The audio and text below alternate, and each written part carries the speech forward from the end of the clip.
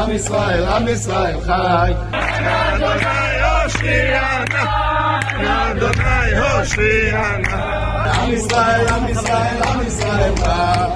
Israel के बेहद कट्टरवादी यानी शिद्दत पसंद लीडर और इस वक्त नेतन्याहू सरकार में वजीर इतामार बेन ग्वीर सैकड़ों इसराइलियों के साथ मंगल के रोज यरूशलेम में तमाम रोक के बावजूद बजिद होकर अल अक्सा मस्जिद पहुंच गए। उनके साथ पुलिस के जवान भी चल रहे थे। ये लोग यहूदी प्रेयर या भजन गाते हुए उन जगहों पर भी पहुंच गए जहां के लिए इंटरनेशनल लेवल पर ये पहले से तय है कि यहाँ सिर्फ मुसलमान ही इबादत कर सकते हैं, यहूदी और ईसाई नहीं।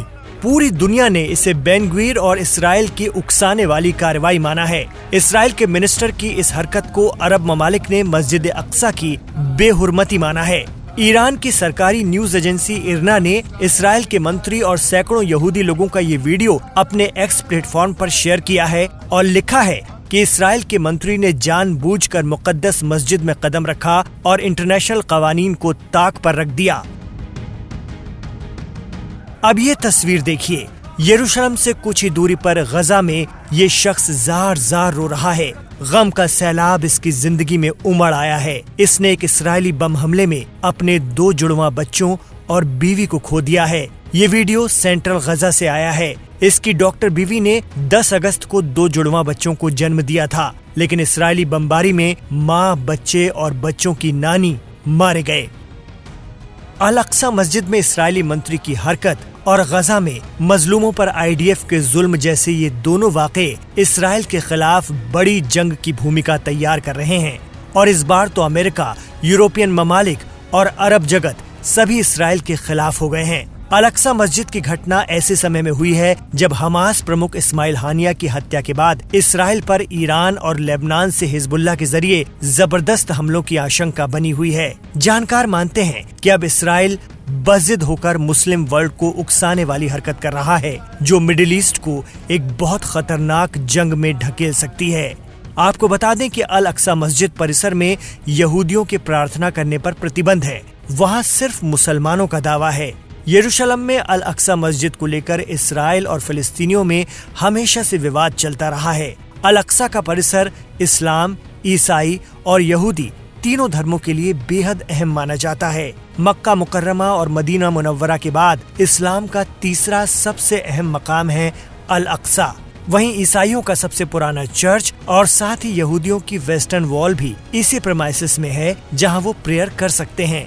यरूशलेम में अल अक्सा मस्जिद की देखभाल जॉर्डन के हवाले है। मुसलमानों वाले हिस्से में जॉर्डन की फोर्सेस तैनात रहती हैं। इस्लाम में इसे सबसे दूर की मस्जिद या बैतुल मुक़द्दस के तौर पर जाना जाता है। मस्जिद अल अक्सा यरूशलेम के पुराने शहर में है। मुसलमानों का मानना है कि पैगंबर मोहम्मद ने इस जगह से अर्श का सफर तय किया था। यही वो मुक़द्दस सरजमी है जहाँ के लिए कहा जाता है कि सरेला मका से तलब हुई सुए मुंतजा वो चले नबी, यानी अर्श आज़म ने पुकारा तो अल्लाह के रसूल हजरत मोहम्मद मुस्तफ़ा सल्लल्लाहु अलैहि वसल्लम 7 आसमानों के परे चल पड़े। फिलिस्तीन का मस्जिद अक्सा पर दावा शुरू से रहा है। वहीं यहूदी इस प्रमाइसिस को टेम्पल माउंट कहते हैं। यहूदी धार्मिक मान्यता के अनुसार ये वही जगह है जहां 1000 ईसा पूर्व राजा सोलोमन ने यहूदी मंदिर बनवाए थे।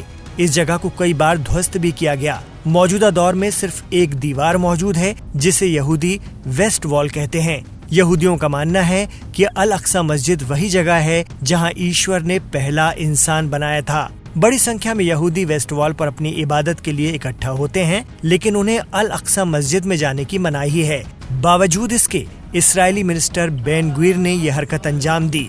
जिस यरूशलेम में अल अक्सा मस्जिद है, उसी शहर में कभी हजरत ईसा मसीह ने अपने पवित्र उपदेश दिए थे।